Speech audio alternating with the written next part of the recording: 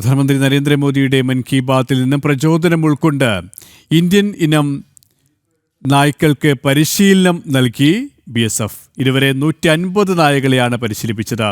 2024 അഖിലേന്ത്യാ police duty മീറ്റിൽ ട്രാക്കിങ്ങിൽ സ്വർണ്ണ മെഡൽ നേടിയ മുദോൾ ഹൗണ്ട് ഇനത്തിൽപ്പെടുന്ന റിയ എന്ന നായയും ഉൾപ്പെടെയുള്ള 150 നായകളെയാണ് BSF പരിശീലിപ്പിച്ചത്.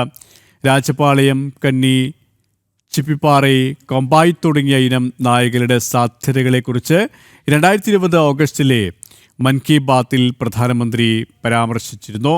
ഇതിൽ നിന്ന് പ്രചോദനം ഉൾക്കൊണ്ടാണ് റാംപൂർ ഹൗണ്ട്, മുദോൾ ഹൗണ്ട് ഉൾപ്പെടെ ഇന്ത്യൻ ഇനം നായകളെ പരിശീലിപ്പിക്കാൻ BSF തീരുമാനിച്ചത്.